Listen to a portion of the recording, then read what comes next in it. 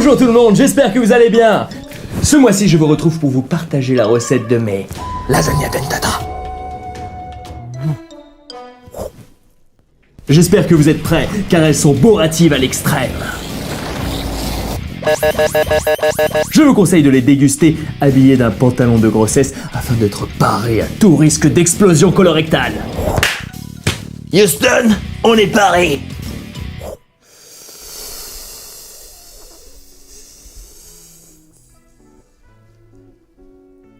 Pour les lasagna dentata, vous aurez besoin d'1 litre de lait végétal. Si vous choisissez du lait d'amande, attention car il va falloir vous lever tôt pour traire vos petites amandes.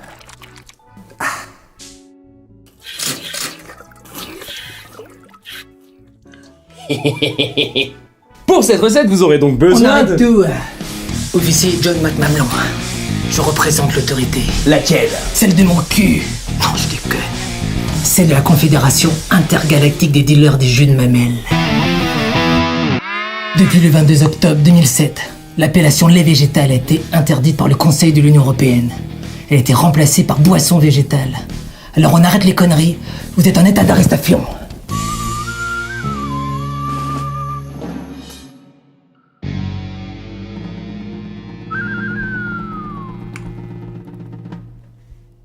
Mais qu'est-ce que c'est?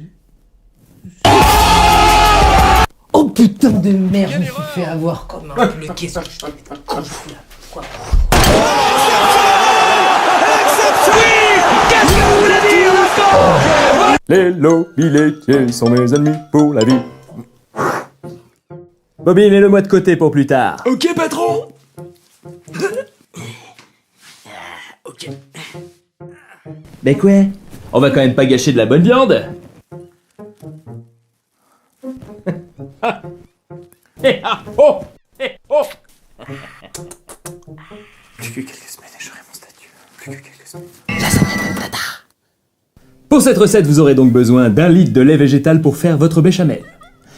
Personnellement, je prends du lait de soja nature, qui vous permettra de l'assaisonner à votre guise. Pour ce faire, versez le lait dans une casserole et faites-le chauffer. Pendant ce temps, préparez dans un bol 6 cuillères à soupe de farine, 6 cuillères à soupe d'huile d'olive, un peu de sel et de poivre à votre guise. Lorsque le lait est à ébullition, versez le contenu de votre bol, puis mélangez le tout. Maintenant, enclenchez la puissance maximale de votre machine afin de simuler l'expérience cathartique de la femme fontaine. Ajoutez-y de la levure maltée. Levure maltée. Oh. Et rajoutez de l'ail en poudre. Et si vous n'aimez pas ça, vous êtes une imitation vampire achetée sur Wish. Lorsque vous obtenez une texture et un goût qui vous satisfait, votre béchamel est prête. Nous allons passer à la préparation de notre sauce bolognaise. Quand ce sera à votre tour de la faire, je vous conseille de préparer votre béchamel en même temps que votre sauce bolognaise pour une parfaite synchronisation. On vit vraiment une époque formidable, n'est-ce pas? Pour votre bolognaise, versez un filet d'huile dans votre poêle, puis ajoutez-y 2 boîtes de viande hachée, plus communément appelée hachée végétale. Bientôt, je vous donnerai la recette secrète de ma propre viande hachée. La seule, l'unique, la vraie. Mais pour l'heure, ne nous compliquons pas la tâche. Vous pouvez en trouver dans votre supermarché ou votre magasin bio. Ajoutez-y des oignons, de l'ail et pour ma part, j'adore rajouter des champignons ainsi que du paprika fumé. N'oubliez pas de saler à votre convenance. Pensez à bien mélanger le tout et laissez cuire en remuant tranquillement. Soit dit en passant, j'ai fait la découverte du faisceau! Une invention ultra satisfaisante. On place la gousse d'ail à l'intérieur et on presse. Comme c'est bourse après une abstinence de 60 jours! Ah! Alors oui, j'en vois déjà certains d'entre vous éructer que c'est un scandale que je ne sache pas ce qu'est un pressail.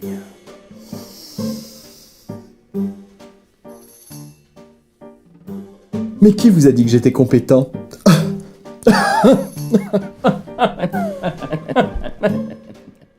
Revenons à nos oignons. Maintenant que c'est cuit, vous pouvez verser les 2 packs de sauce tomate. Laissez mijoter, prenez votre plat, huilez-le bien.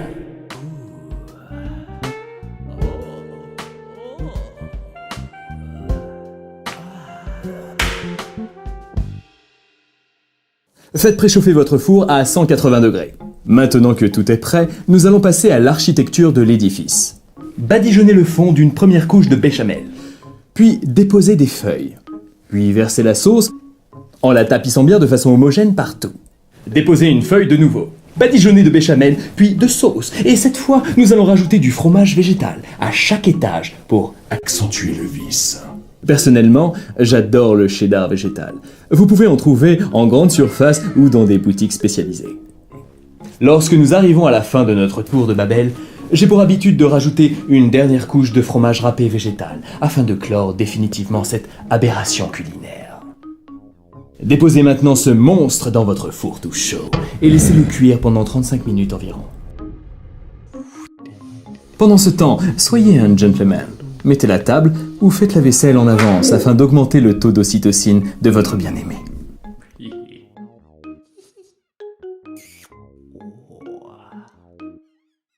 Sortez les lasagna dentata de l'enfer ardent dans lequel vous les avez plongés.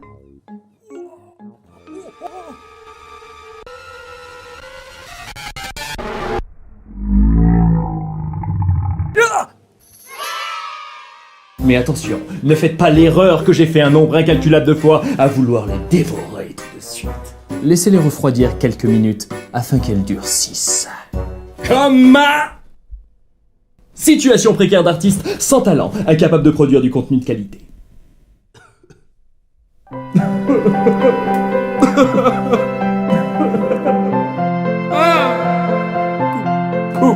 Coupe.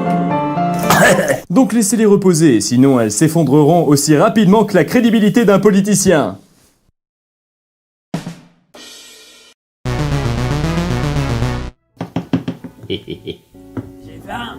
Minute, papillon, minute. Il y en aura pour tout le monde.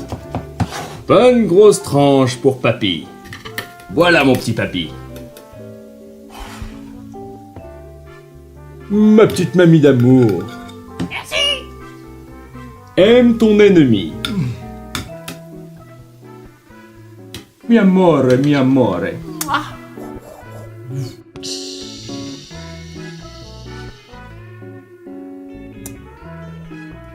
N'oubliez pas que cuisiner pour quelqu'un, c'est lui dire combien on l'aime. Alors, vous foirez pas. Bisous les amis, et bonne bouffe. Voilà.